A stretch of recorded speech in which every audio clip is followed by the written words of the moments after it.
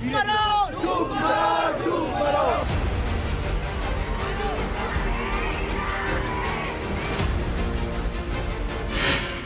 भर में हिजाब पर हंगामा।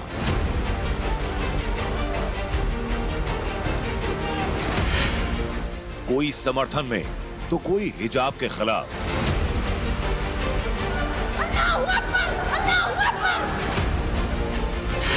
स्कूल कॉलेज में धर्म या शिक्षा,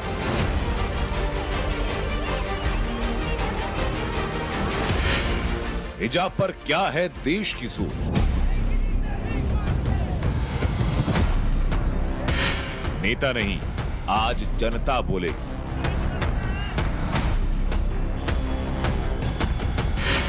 किताब जरूरी या हिजाब? नमस्कार, आप देख रहे हैं धाकड़ एक्सक्लूसिव और मैं हूं आपके साथ अनंत त्यागी। धाकड़ एक्सक्लूसिव में बात आज बेहद अहम मुद्दे की, जिस मुद्दे की चर्चा कोर्ट के अंदर और कोर्ट के बाहर दोनों जगह पर है। मामला हिजाब का है। कर्नाटक से विवाद शुरू हुआ, पूरे देश में हंगामा मचा, कई शहरों में प्रदर्शन हुए, हिंसक हमले तक हुए। मामला कोर्ट में था, एक बेंच से बड़ी बेंच को ट्रांसफर किया गया। अब एक बड़ी बेंच इस मामले पर सुनवाई कर रही। कर्नाटक हाईकोर्ट में इस मामले पर आज सुनवाई हुई, कल भी सुनवाई हुई थी और कल भी सुनवाई होगी। लेकिन इसी बीच समाज में काफी बड़ा ऐसा तबका है जो कि इस मामले पर अब विवाद लगातार कर रहा है। इसी को लेकर के टाइम्स नाउ, नवभारत और वीटो पहुंचा सीधा लोगों के बीच और हिजाब को लेकर के सबसे बड़ा सर्वे कराया, क्योंकि जनता खुद तय करे कि उनके मुद्दे क्या हैं। और हम लोगों ने जो बुनियादी सवाल लोगों से पूछे वो आपको सवाल एक एक करके बता देते हैं। सवाल हमने लोगों से पूछा सर्वे के दौरान। सवाल पूछा कि हिजाब पर बैन क्या धार्मिक आजादी का उल्लंघन है? यह सवाल लेकर के हम लोगों के पास गए कि लोगों ने क्या जवाब दिया, यह आपको बताएं। उससे पहले कुछ और सवाल आपको बता देते हैं। हमने सवाल पूछा कि महिला होने के नाते क्या आप हिजाब का समर्थन करती हैं या समर्थन नहीं करती हैं? ये लोगों के बीच में टाइम्स ऑन नवभारत और वीटो सवाल लेकर के पूछा। हम लोगों ने सवाल पूछा इसी को लेकर कि क्या कॉलेज और यूनिवर्सिटी में यूनिफॉर्म होनी चाहिए या नहीं होनी चाहिए, क्योंकि एक बड़ी दलील दी गई थी इस बात को लेकर कि यूनिफॉर्म अगर जहां पर है तो हिजाब वहां नहीं होना चाहिए। सवाल यह रहा कि क्या हिजाब विवाद का चुनावी राज्यों पर असर होगा और ऐसा हम क्यों कह रहे हैं। इसका एक पूरा डेटा और एक एनालिसिस आपको बताएंगे। ये तमाम वो सवाल रहे और कुछ और सवाल हैं, वो सवाल आपको बताएंगे। हमारे साथ एक्सपर्ट्स का एक पैनल होगा और साथ ही साथ एक डेटा आपके साथ हम साझा करेंगे जो कि साफ दर्शाएगा कि इस पूरे मामले पर चुनावी राज्यों का मैथमेटिक्स क्या कहता है। लेकिन उससे पहले रिपोर्ट आप देखिए, जल्द वापस लौट रहे हैं हम।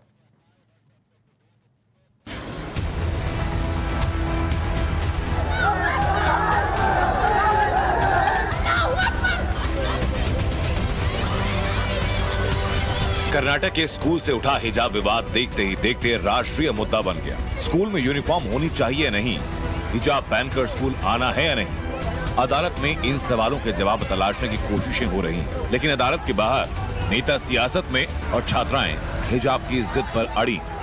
नहीं, हम लोग को पहले से ही हिजाब हमारा यह है ना, डालना ही जरूरी है हम लोग को। हमने डाल के इतने साल से हम लोग जा रहे हैं। हिजाब के बिना नहीं भेजेंगे आप? फर्स्ट हम लोग का मुस्लिम धर्म है, उसके बाद में शिक्षा। अभी छोटे एलकेजी यूकेजी बच्चे, इतनी छोटी बच्चा भी सिर्फ हमारे हिजाब डाल के स्कूल आती है, तो सडनली हिजाब नहीं बोलने का। हाईकोर्ट की रोक के बावजूद उडुपी में कई छात्राएं हिजाब और बुर्का पहनकर स्कूल जाते दिखी। कर्नाटक हाईकोर्ट के अंतरिम आदेश में यूनिफॉर्म में स्कूल आने के निर्देश दिए गए। लिहाजा हिजाब में आई छात्राओं को स्कूल में प्रवेश की इजाजत नहीं मिली और उन्हें घर लौटना पड़ा। आज हम लोग बच्चों को नहीं भेजे। आज बहुत सारे लेकिन नहीं आया। ओके, नहीं ला, बहुत सारे नहीं, क्योंकि वो हिजाब नहीं है तो नहीं आने का बोले, इसलिए नहीं भेजे हम लोग। लेकिन उनका प्री बोर्ड एग्जाम भी चल रहा है, एजुकेशन भी मिस हो रहा है, वो पोस्टपोन पोस्टपोन। अदालत में आज भी सुनवाई हुई। हिजाब पर बढ़ते विवाद को देखते हुए कर्नाटक सरकार ने 10वीं, 11वीं और 12वीं की परीक्षा रद्द कर दी, यानी हिजाब किताब पर भारी हो गया और उससे भी भारी सियासत। अदालत में सुनवाई और अदालत के बाहर सियासत। हिजाब के बहाने समाजवादी पार्टी के नेता अबू आजमी के बेटे फरहान आजमी ने जैन मुनि का मजाक उड़ाया। फरहान आजमी ने इंस्टाग्राम पर जैन मुनि तरुण सागर की तस्वीर शेयर की। समाजवादी पार्टी के नेता फरहान आजमी पहले नेता नहीं, इससे पहले भी कई नेताओं ने हिजाब में सियासी रंग भरने का काम बखूबी किया। कि मेरे देश के समाज के सभी लोग इस बात से अच्छी तरह से वाकिफ भी हैं, संतुष्ट भी है कि हिंदुस्तान और हिंदुस्तान के तमाम लोगों के साथ अल्पसंख्यक उनकी धार्मिक, सामाजिक, आर्थिक, शैक्षणिक स्वतंत्रता और सुरक्षा महफूज भी है, मजबूत भी है।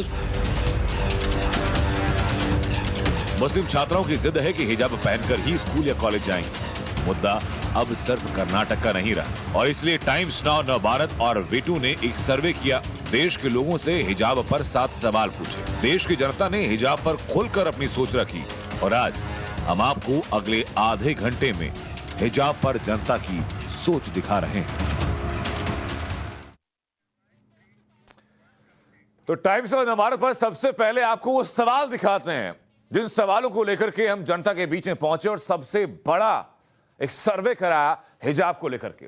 सवाल पर देश क्या सोचता है, यह बात आज की तारीख में तय होने वाली। सवाल था कि क्या हिजाब का बैन करना धार्मिक आजादी का उल्लंघन है।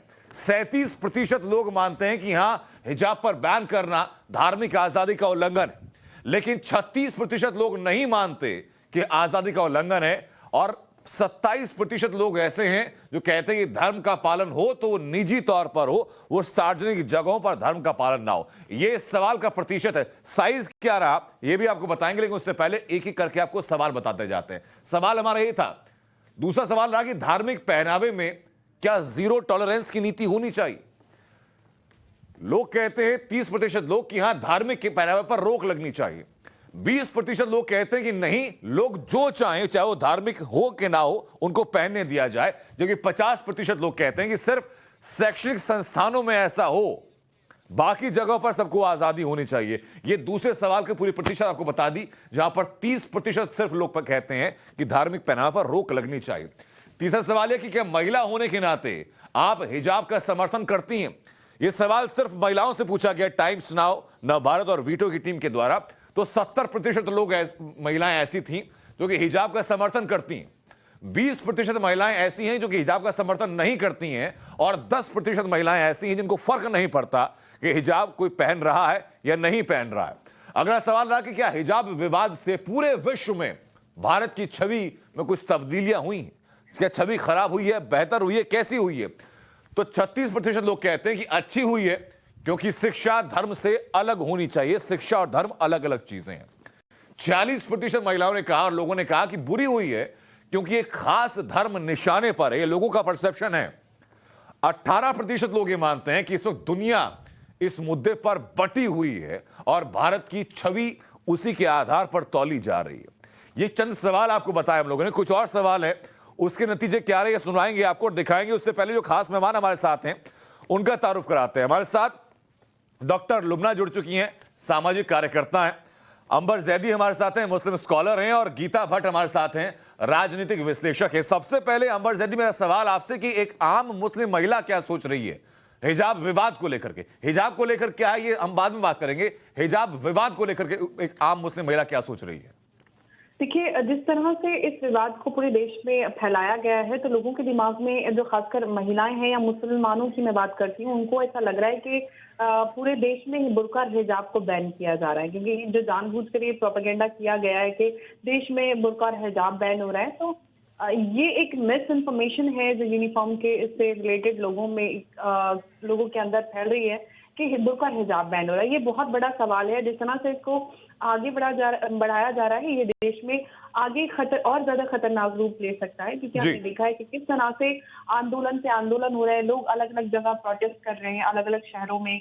हमने देखा है कि हमारे देश के 5 राज्यों में चुनाव हैं और उन सब पे भी इसका असर काफी होता नजर आ रहा है। और कहीं ना कहीं वोटों के पोलराइजेशन भी इसमें उसके ऊपर भी बहुत बड़ा असर रहेगा। लेकिन एक महिलाओं की, अगर मुस्लिम महिलाओं की मैं बात करूं, तो वो अपने अधिकारों को बोलकर इसका पूरी तरीके से पॉलिटिसाइजेशन हो चुका है कि मुसलमानों को टारगेट किया जा रहा है, मुसलमानों के बुर्के और हिजाब को बैन किया जा रहा है। तो जिस तरह से ये इंफॉर्मेशन लोगों में फैलाई जाती है, इंफॉर्मेशन नहीं कहूंगी बल्कि मिस इन्फॉर्मेशन है जो लोगों में फैलाई जाती है, वो बहुत बड़ा सवाल है। चाहे हम CAA NRC को लेके बात करें, उस समय में भी इस तरह की अफवाहें खूब फैलाई गई थी कि इस देश में मुसलमानों की सिटीजनशिप छीन ली जाएगी। वैसा ही हम इस पूरे विवाद में भी देख रहे हैं। तो जो ये सारी चीजें होती है बहुत बड़ा खतरनाक रूप लेती थी। हमने दिल्ली में भी दंगे देखे और आगे इसका क्या खतरनाक अंत हो सकता है वो उस पे वो बहुत बड़ा सवाल है, क्योंकि हमें इन सारी अफवाहों से बचने की जरूरत है। बिल्कुल डॉक्टर लुबना, लेकिन क्या जानबूझकर फिर इस मुद्दे को बड़ा बनाया जा रहा है? कि शुरुआती जो शिकायत थी, शुरुआती जो मामला मेरी जानकारी के मुताबिक वो सिर्फ ये था कि जो शिक्षण संस्थान एक यूनिफॉर्म चाहते हैं अपने संस्थान में, वहां पर हिजाब पहनने की इजाजत हो या ना हो, इसको सीधा धर्म पर हमला हो रहा है या महिलाओं को कैद करने की कोशिश की जा रही है। ये पूरा परसेप्शन कैसे तैयार हो गया? परसेप्शन की बात नहीं, यहाँ पर फैक्ट्स ऑफ मैटर अगर देखा गया तो बैकग्राउंड क्या है हमारे संविधान की बैकग्राउंड में ये है कि it is free and compulsory education दस्तूर हिंद में लिखा हुआ है। सो कंपल्सरी एजुकेशन की बात हमने गौर करना चाहिए। एक कंपल्सरी एजुकेशन जब दस्तूर हिंद में लिखा हुआ है तो ये किसको इशारा है? It is to the state and it is to the citizen, mostly to the state, that ये इंश्योर कंपल्सरी एजुकेशन आपने देना चाहिए, क्योंकि शिक्षित भारत ही एक संपन्न और पूरी दुनिया में एक लीड लेने के लिए अपने को शिक्षित रहना चाहिए। अब कर्नाटका में एक बहुत ही abysmal percentage of it's just about 65% और समथिंग फीमेल लिटरेसी वहां पर, और इन हालतों में इस बैकग्राउंड में हमने ये और एफर्मेटिव एक्शन नाम की एक चीज बहुत सारी विजडम से दस्तूर हिंद में ऑलरेडी लिखा हुआ है, और कई जगहों पे हम affirmative action as per the case by case basis और कम्युनिटी बाय कम्युनिटी बेसिस हम सबके ऊपर हम वो लेते आ रहे हैं इन बैकग्राउंडों में।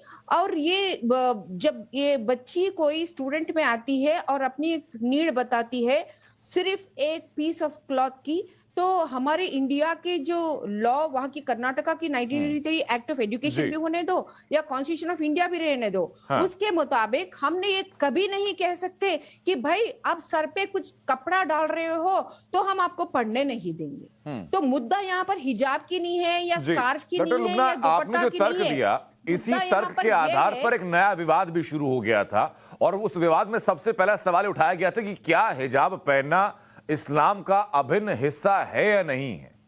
वो इस्लाम में कंपलसरी चीजें हैं या फिर एक प्रैक्टिस के तौर पर देखा जाता है, इस बात को लेकर भी चर्चा है। जी देखिए भाई, मैं आपको एक ही बात समझाना चाहती हूँ यहाँ पर।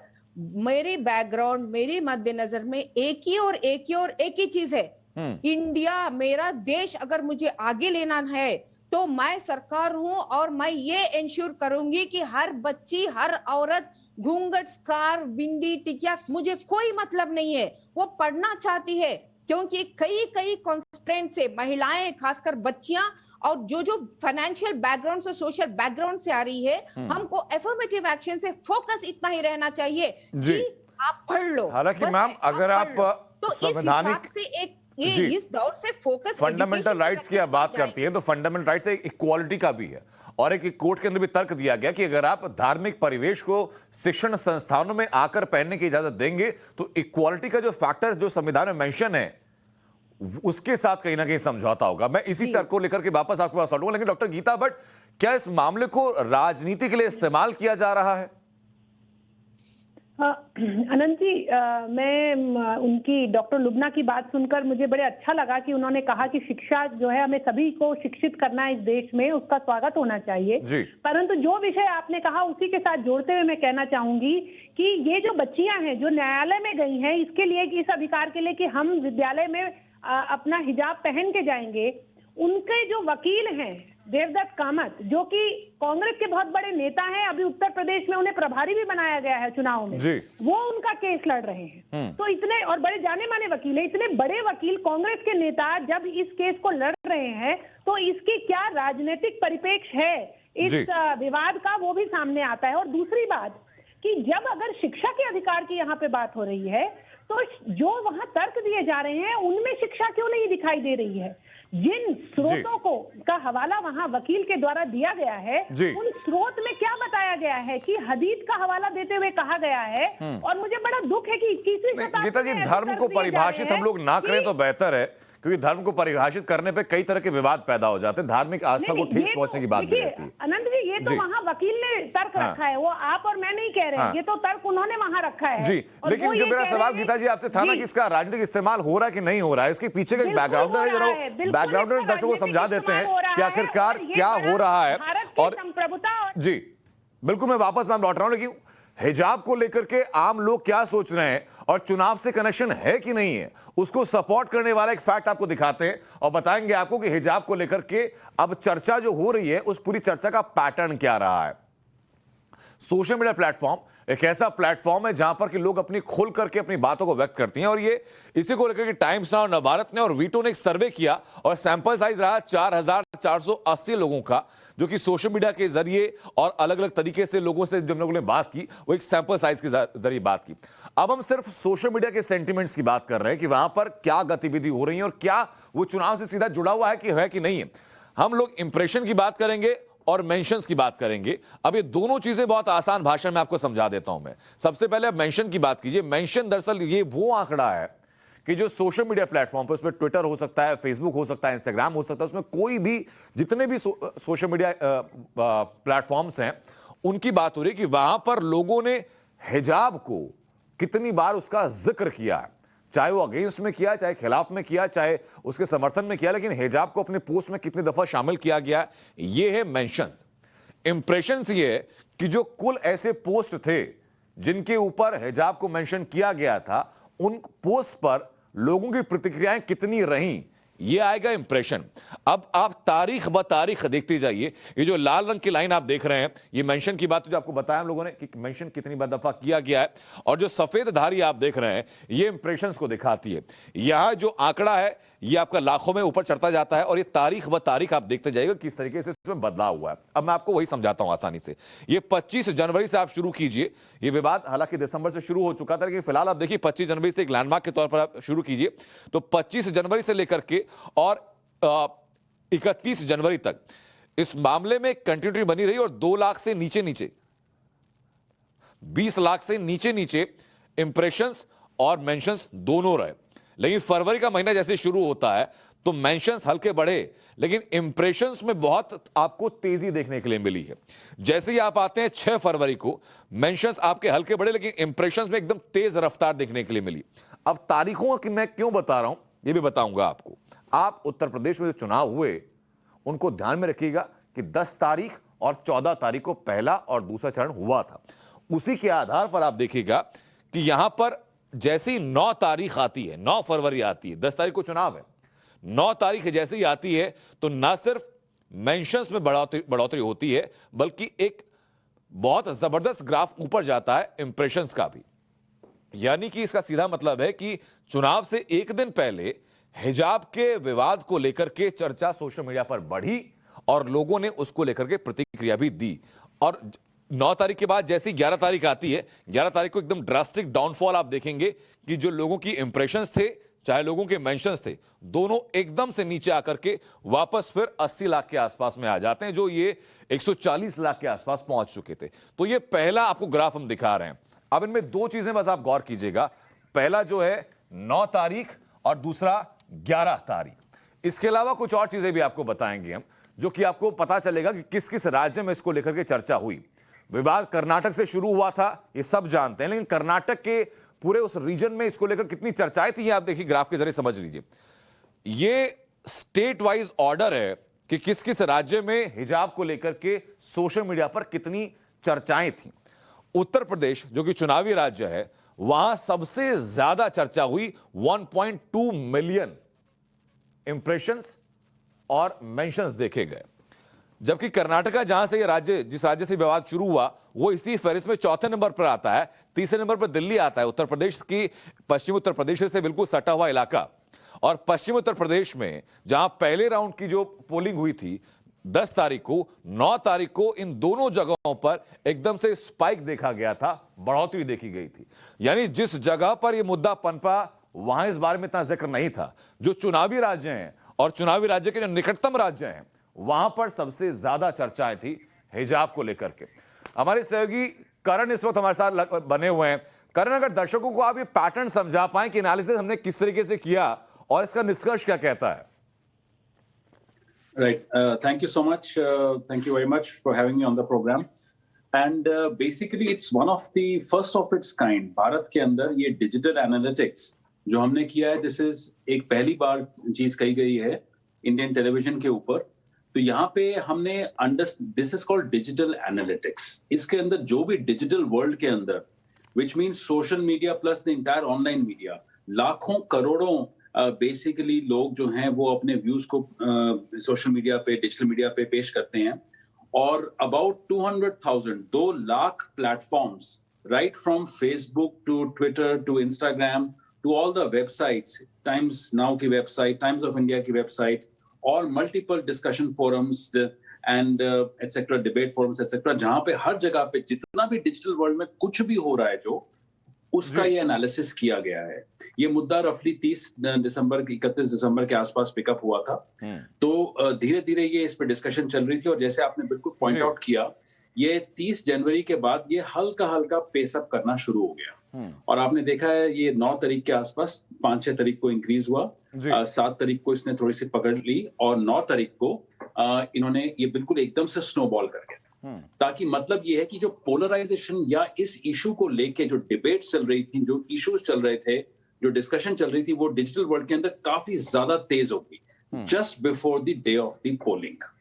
मैं इस पे कोई कोरिलेशन के बारे में बात नहीं कर रहा हूँ, बट हाईलाइट कर रहा हूँ, you know that these two things basically came around together. और जैसे इलेक्शन खत्म हुई वो एकदम से डाउन चला गया।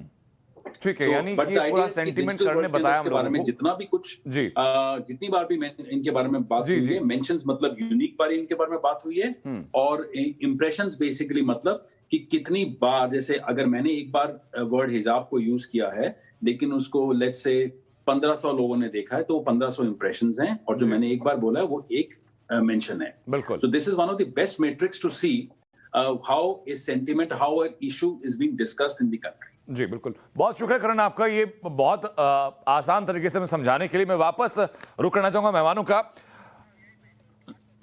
गीता भट्ट जी, क्या ये चीज साफ इंगित नहीं करती है कि मामला सिर्फ धर्म से जुड़ा नहीं है, ये मामला धर्म से ज्यादा राजनीति से जुड़ा हुआ है? और यही वजह है कि जहां पर ये मामला शुरू हुआ कर्नाटक में, वहां कम बातें हो रही हैं, जहां इलेक्शन उत्तर प्रदेश में, वहां सबसे ज्यादा बातें हो रही हैं। जी अनंत जी, अगर आप देखें तो जितने भी राजनीतिक दल हैं उनके सब बड़े नेता जो हैं वो इस विवाद में कूदे और सबने अपनी अपनी टिप्पणियां दी।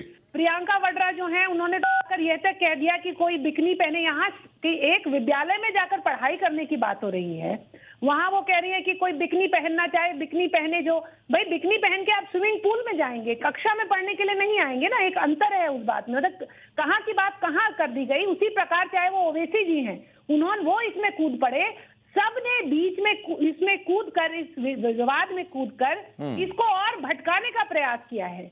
और तो और अगर आप इस बात को भी गौर करना होगा कि अभी जो ये बच्चियां हैं जिन्होंने जो कि कोर्ट में गई हैं, न्यायालय में गई हैं, उन्होंने अब ये अर्जी दी है न्यायालय को कि क्योंकि अब आप देखिए कितना राजनीतिकरण है, स्कूल में पढ़ने वाली बच्चियां हैं, वो वहां ये उसको दिखाया क्या जा रहा है कि भाई उन्हें हिजाब, मतलब वहां हिजाब पहनना है, उसके अधिकार के लिए गई हैं। और वो कह रही हैं कि 5 राज्यों में चुनाव चल रहा है, तो इसलिए न्यायाधीश महोदय से यह आग्रह किया जा रहा है कि इसको आप जो स्थगित कर दें इसकी सुनवाई को। तो ये एक अपने आप में बहुत ठीक है। हम लोग ये एनालिसिस हम लगातार करते रहेंगे, लेकिन उससे पहले जो हम लोगों ने सर्वे किया उसके कुछ और सवाल दर्शकों को बता देते हैं कि और क्या क्या सवाल उसमें हम लोगों ने लिए थे। जो 4 सवाल उससे पहले बताए, अब उन 4 सवाल के आगे क्या क्या सवाल रहे जिनके बारे में हम लोगों ने जनमत संग्रह किया, लोगों से उनकी राय जानी। हमारा सवाल रहा कि क्या हिजाब बैन से मुस्लिम लड़कियों की उच्च शिक्षा प्रभावित होगी। इस बात में 50% लोग मान रहे हैं कि हाँ, हिजाब अगर बैन कर दिया गया तो मुस्लिम लड़कियों की 50 जो शिक्षा है वो प्रभावित होगी। 30% लोग इस बात से सहमत नहीं है, जबकि 20% लोग ये कहते हैं कि मुस्लिम महिलाओं के साथ भेदभाव नहीं होना चाहिए, यानी वो हिजाब पहने या ना पहने, भेदभाव को दरकिनार रखना चाहिए, लोग कह रहे हैं। हमारा सवाल था कि क्या कॉलेज और यूनिवर्सिटी में यूनिफॉर्म अनिवार्य होना चाहिए। यह सवाल सबसे ज्यादा अहम, क्योंकि इसी के ऊपर पूरा विवाद शुरू हुआ था, यूनिफॉर्म के ऊपर। सवाल किया गया क्या कॉलेज यूनिवर्सिटी में यूनिफॉर्म अनिवार्य होनी चाहिए।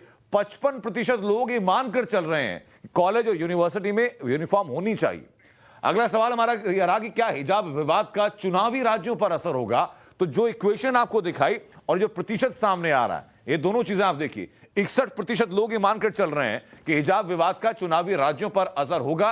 31% भले ही नहीं मानते और 8% ऐसे हैं जो कह नहीं सकते। लेकिन फिगर वो 61% की बहुत महत्वपूर्ण है कि अब से पहले जो पूरा एनालिसिस आपको हमने दिखाया कि हिजाब शब्द के इस्तेमाल की जो रेंज है वो यूपी चुनाव के पहले चरण से ठीक एक दिन पहले बढ़ती है और एक दिन बाद फिर गिर जाती है। इस पर और चर्चाएं होंगी, इस पर कुछ और सवाल रहेंगे, कुछ और डेटा रहेगा इस छोटे से ब्रेक के बाद।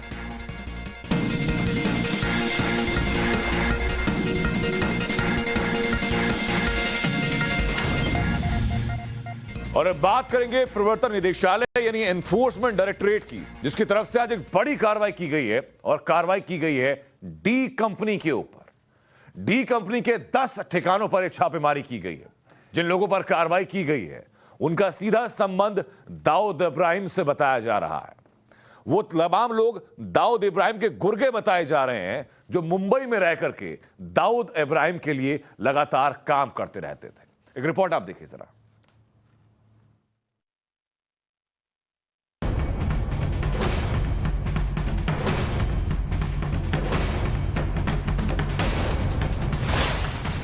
ईडी की ताबड़तोड़ छापेमारी ने अंडरवर्ल्ड डॉन दाऊद इब्राहिम के रिश्तेदारों और करीबियों की नींद उड़ा दी है। मनी लॉन्ड्रिंग की जांच कर रही प्रवर्तन निदेशालय की टीम ने दाऊद इब्राहिम से जुड़े लोगों के 10 ठिकानों पर छापेमारी की है। अंडरवर्ल्ड डॉन दाऊद इब्राहिम के घर, उनकी बहन के घर और उनके कई करीबी रिश्तेदारों के घर इन्फोर्समेंट डायरेक्टरेट यानी कि प्रवर्तन निदेशालय द्वारा पूरी तरह से रेड्स चल रही थी। सुबह 4 बजे का वो वक्त जहां पर इन्फोर्समेंट डायरेक्टरेट की मुंबई की जितनी भी यूनिट्स हैं सभी की सभी इस रेड्स में लगी। आपको बता दें कि कई अहम दस्तावेज हाथ लगे हैं और कुछ अहम लोगों को भी सवाल जवाब के लिए इन्फोर्समेंट डायरेक्टरेट के दफ्तर बुलाया जा रहा है। पिछले कई दिनों से जांच में जुटी ईडी की टीम ने उन सभी जगहों पर छापेमारी की जो कभी दाऊद इब्राहिम के ठिकाने माने जाते थे। प्रवर्तन निदेशालय ने अपनी इस कार्रवाई को पूरी तैयारी के बाद अंजाम दिया। जांच के दायरे में कई बड़े नेताओं के नाम भी आ सकते हैं, हालांकि उन नामों का अभी खुलासा नहीं हुआ है। प्रवर्तन निदेशालय के इस पूरे रेड्स का जो बेस है वो है नेशनल इन्वेस्टिगेशन एजेंसी यानी कि एनआईए द्वारा एफआईआर जो उन्होंने हाल ही में कुछ दिनों पहले रजिस्टर की है डी कंपनी के कई मेंबर्स के खिलाफ। बता दें कि एनआईए की इस रजिस्टर की गई एफआईआर में ये साफ मेंशन किया गया है कि मुंबई शहर में एक बार दोबारा से दाऊद गैंग के जो लोग हैं वो सक्रिय हो चुके हैं और लोगों के बीच में दोबारा से अपनी दहशत क्रिएट करने की कोशिश कर रहे हैं। खुफिया जानकारी के मुताबिक पाकिस्तान में बैठा दाऊद मुंबई में रियल एस्टेट कारोबार को बिचौलियों के जरिए नियंत्रित कर रहा है। भारत में बैठे लोग हवाला नेटवर्क के जरिए दाऊद और उसके सहयोगियों तक पैसा पहुंचा रहे हैं। ईडी की कार्रवाई डी कंपनी के हवाला नेटवर्क को तोड़ने की दिशा में मजबूत कदम माना जा रहा है। This ED action about attachment of some properties belonging to the Dawood gang members that is already in action, as you can see on the ground. So Mumbai police is all aware about all these things and activities of different gangs including Dawood gang. ED की ये छापेमारी मुंबई के मध्य एवं दक्षिणी इलाके में हुई। बताया जाता है कि इन इलाकों में डी कंपनी सबसे ज्यादा सक्रिय रही है। छापेमारी के लिए पहुंची ईडी की टीम ने बैंक खाते, मोबाइल और कंप्यूटर खंगाले। हसीना पारकर के घर से कई अहम दस्तावेज बरामद हुए। छापेमारी के दौरान कुछ ऐसे अहम दस्तावेज इन्फोर्समेंट डायरेक्टरेट के हाथों में लगे हैं जिससे कि दाऊद कंपनी के कुछ मेंबर्स का सीधे कनेक्शन जो है वो साबित होता है। इसी बीच में एक समय पर रह चुके एक बिल्डर को भी सवाल जवाब के लिए बुलाया गया। तो वहीं दाऊद इब्राहिम के करीबी रिश्तेदार सलीम फ्रूट यानी कि सलीम कुरैशी को भी अब ईडी की जब्त में लिया गया है। उनसे भी सवाल जवाब का सिलसिला शुरू है। छापेमारी के बाद ईडी की टीम दाऊद इब्राहिम के भाई इकबाल कास्कर से पूछताछ कर सकती है। बिल्डर से रंगदारी मांगने के आरोप में इकबाल कास्कर जेल में बंद है। ईडी की कार्रवाई के बाद सवाल उठने लगे हैं, क्या डी कंपनी एक बार फिर सक्रिय होने की कोशिश में है? हाल ही में इस बात के सबूत पंजाब से भी मिले थे। आशंका जताई जा रही है कि भारत में अशांति फैलाने के लिए पाकिस्तानी खुफिया एजेंसी ने डी कंपनी का इस्तेमाल करना शुरू कर दिया है।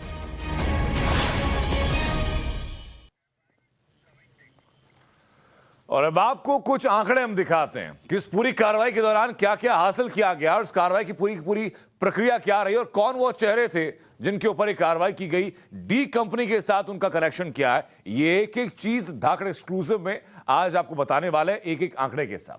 डी कंपनी पर बड़ा प्रहार होने जा रहा है क्योंकि इस मामले की पूरी जांच अब नेशनल इन्वेस्टिगेशन एजेंसी यानी एनआईए को सौंप दी गई है। अब एनआईए इस मामले को आगे परस्यू करेगा और देखेगा कि डी कंपनी के किस किस काले कारनामे पर कैसे प्रतिबंध लगाना है। एनआईए के पास विदेश में कार्रवाई करने की शक्ति है तो और ज्यादा आसान होगा कि डी कंपनी के हर कारगुजारी को उजागर किया जा सके और डी कंपनी से जुड़े हर शख्स के खिलाफ यूएपीए के तहत कार्रवाई की जाएगी। यह फैसला कर लिया गया है। एनआईए इस मामले में इन्वेस्टिगेशन करेगी, विदेशों में जाकर भी इन्वेस्टिगेशन होगी और जो भी लोग इसमें संलिप्त पाए जाएंगे उन सभी लोगों के खिलाफ यानी कि पूरे गैंग के खिलाफ, चाहे वो करीबी गैंग हो चाहे दूर का गैंग हो, यूएपीए के खिलाफ के तहत इनके ऊपर कार्रवाई की जाएगी। अब आपको बताते हैं कि आखिरकार ये जो कार्रवाई की गई वो किस किस तरीके से की गई और टेरर फंडिंग का क्या सूत्र सामने मिला है, टेरर फंडिंग कैसे कैसे रची जा रही है, इसकी एक एक कड़ी आज टाइम्स नाउ नवभारत पर आपको बताने जा रहे हैं। नार्को टेरर किया जा रहा है यानी कि जितनी प्रतिबंधित ड्रग्स हैं उनको इलीगल तरीके से बेच करके न सिर्फ मुनाफा कमाया जा रहा है बल्कि यूथ को खराब किया जा रहा है। ड्रग्स की स्मगलिंग की जा रही है, एक देश से दूसरे देश तक लेकर जाया जा रहा है, नकली करेंसी बनाई जा रही है ताकि आप किसी भी देश में जाकर के न सिर्फ अर्थव्यवस्था को नुकसान पहुंचाएं बल्कि नकली करेंसी यानी नकली नोटों के जरिए आप आसानी से व्यापार भी कर पाएं। ड्रग्स की तस्करी की जाती है, पूरे इलाके को कोऑर्डिनेट कर करके एक एक करके ड्रग्स को तस्करी के जरिए लाया और ले जाया जाता है और मोटा मुनाफा उसमें कमाया जाता है। यह पूरा काला कारोबार है जिसके ऊपर कार्रवाई की जा रही है। इसमें हवाला का नाम भी शामिल है यानी जो आप दिखा नहीं रहे हैं उनको किसी दूसरी जगह पैसे भेज देना कमीशन लेकर के ये डी कंपनी करती है। सोने की तस्करी डी कंपनी करती है, हथियारों की तस्करी डी कंपनी करती है। यानी ऐसा कोई गैर कानूनी काम नहीं है जो डी कंपनी और डी कंपनी से जुड़े हुए जो गुर्गे हैं वो ना कर रहे हैं और इसीलिए इनके ऊपर एक एक करके ये कार्रवाई की जा रही है। अब सीधा रुख करते हैं एक ऐसे मुद्दे का जिसकी पूरी विश्व में चर्चा है और जो कह रहा है कि इस वक्त वर्ल्ड ऑर्डर बदलने की क्षमता इस घटना में है। यह है बात यूक्रेन और रूस के बीच चल रहे विवाद को लेकर के। कल आपको दिखाया था हम लोगों ने कि कैसे यूक्रेन और रूस के बीच विवाद है, भारत का स्टैंड क्या है, इसी से जुड़ी कोई और अहम जानकारी आप तक पहुंचाएंगे।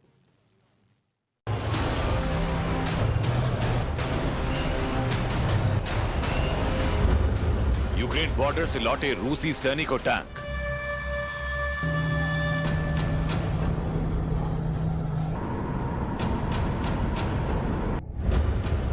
सैनिकों की वापसी पर यूक्रेन का बड़ा दावा।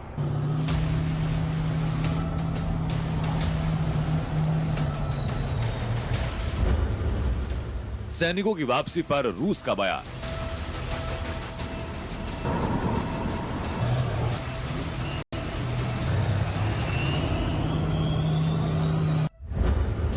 कुछ टुकड़ी वापस लौटी लेकिन जारी रहेगा अभ्यास।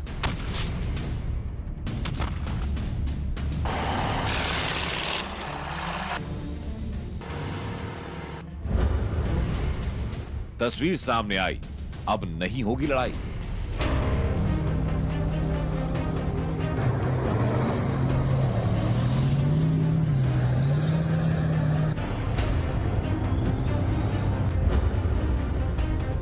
टल गया रूस यूक्रेन में होने वाला महायुद्ध।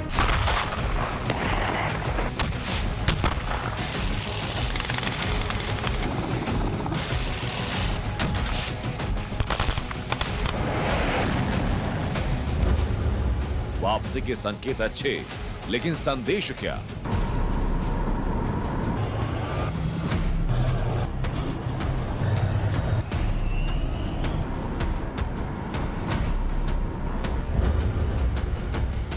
बुधवार को क्या कुछ बड़ा होने वाला है?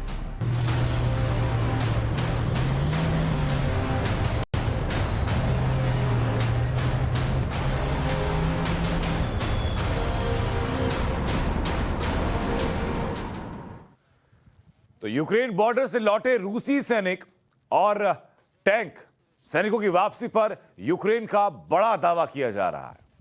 ये कहा जा रहा है कि सैनिक वापस हो रहे हैं। यूक्रेन कह रहा है कि हमने रूस को घुटने टेकने पर मजबूर कर दिया, लेकिन हकीकत कुछ और भी बता रही है। हकीकत यह भी बता रही है कि इस मामले में रूस ने 119 टैक्टिकल टुकड़ियां तैनात की थी और उनमें से महज कुछ ही टुकड़ियों को अभी वापस बुलाया गया है।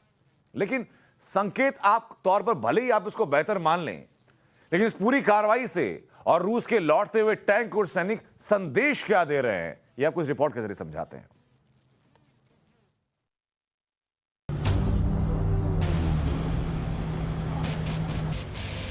यूक्रेन बॉर्डर से लौटते रूसी सैनिकों की तस्वीर देखिए।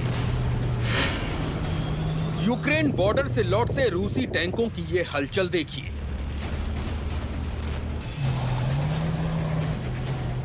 इन तस्वीरों को जारी करने के बाद रूस ने कहा कि बेलारूस के साथ 10 फरवरी से चल रहे सैन्य अभ्यास में शामिल कुछ टुकड़ियां वापस मेन बेस पर लौट रही हैं, जिसके बाद यूक्रेन का बयान सामने आया कि पुतिन पर यूरोप का दबाव काम आ गया। लेकिन फिर अचानक से यूक्रेन ने अपने ही दावे से यू टर्न लिया और यूक्रेन के विदेश मंत्री ने कहा कि जब तक यूक्रेन रूसी सैनिकों की वापसी को अपनी आंखों से देख नहीं लेता, तब तक कुछ भी कहना मुश्किल है। Визнання Російською Думою так званих ЛДНР. Хочу ще раз нагадати незмінну позицію України. У разі ухвалення рішення про визнання Росія де-факто і де-юре вийде з Мінських домовленостей. तो यूक्रेन को आखिर ऐसा क्यों लगा कि ये तस्वीर असल में पुतिन का छलावा है? तो इसे ऐसे समझिए कि यूक्रेन ये बात अच्छी तरह से जानता है कि पुतिन को समझना मुश्किल ही नहीं, नामुमकिन है, और पुतिन अमेरिका यूरोप से डरकर कदम पीछे खींच लेंगे, ये उनकी फितरत नहीं। शायद इसीलिए थोड़ी ही देर बाद अमेरिका की तरफ से भी एक बयान जारी हुआ जो पुतिन के गेम प्लान को बता गया। अमेरिका ने दावा किया कि यूक्रेन बॉर्डर पर रूस के 109 बटालियन टैक्टिकल ग्रुप तैनात हैं। 14 battalion tactical group Ukraine border की ओर रास्ते में हैं। यानी रूस 119 बटालियन टैक्टिकल ग्रुप को यूक्रेन बॉर्डर पर लगा रहा है। ये कितनी बड़ी तैनाती है, इसे ऐसे समझिए कि रूस की पूरी बटालियन का ये 70% हिस्सा है और ये पुतिन के खतरनाक इरादे को बताने के लिए काफी है। जहां तक सबूतों की बात है तो यूक्रेन बॉर्डर से आई रूसी सैनिकों के तैनाती की यह सैटेलाइट तस्वीर भी इसी सच को बता और जता रही है, जिसमें बड़े पैमाने पर सैन्य जमावड़े को देखा जा सकता है। तस्वीरों में दिखाई दे रहा है कि बीते 48 घंटों में यूक्रेन सीमा के निकट सैन्य गतिविधि पहले से काफी ज्यादा बढ़ गई है। इसमें कई बड़ी सैन्य टुकड़ियों और हेलीकॉप्टर का सीमा के करीब इकट्ठा होना शामिल है। अग्रिम मोर्चे पर तैनात लड़ाकू विमानों और फाइटर बॉम्बर्स को देखा जा सकता है। कई थल सैन्य इकाइयां अपनी चौकियों को छोड़कर लड़ाकू इकाइयों के साथ काफिले में शामिल हो चुकी हैं। कहा जा रहा है कि रूस के करीब 1,30,000 सैनिकों ने यूक्रेन को चारों ओर से घेर लिया है। सबसे बड़ी बात यह भी है कि रूस ने यहां S-400 air defence missile system की तैनाती भी कर दी है। शायद इसीलिए ब्रिटेन ने आखिरी बार सोमवार को रूस को बातचीत से मसला सुलझाने की चेतावनी दी थी। I'm very worried about the situation. We could be on the brink of a war in Europe, which would have severe consequences, not just for the people of Russia and Ukraine, but also for the broader security of Europe. यानी Ukraine border से रूसी सैनिकों की वापसी की तस्वीर आई तो है और पहली नजर में ये संकेत अच्छे भी कहे जा सकते हैं, लेकिन नतीजों में जाएंगे तो सस्पेंस ज्यादा पाएंगे और इस सस्पेंस में युद्ध का खतरा अभी भी बरकरार है। जिसके बाद पूरी दुनिया की निगाहें बुधवार के दिन पर टिक गई हैं, जब अमेरिका ने यूक्रेन पर रूस के बड़े हमले की चेतावनी पहले से ही दे रखी है। ब्यूरो रिपोर्ट, टाइम्स नाउ, नव भारत। तो टैंक लौट रहे, लेकिन क्या ये सकारात्मक संदेश है? जो महायुद्ध की आड़ थी, क्या आड़ वो थम चुकी है? ऐसे कई सवाल हैं जो कि भविष्य के गर्त में छुपे हुए हैं, लेकिन टाइम्स नाउ नव भारत धाकड़ एक्सक्लूसिव में ऐसे हर सवाल का जवाब आप तक पहुंचाता रहेगा। एक छोटे से ब्रेक का वक्त है, आप बने रहिए हमारे साथ।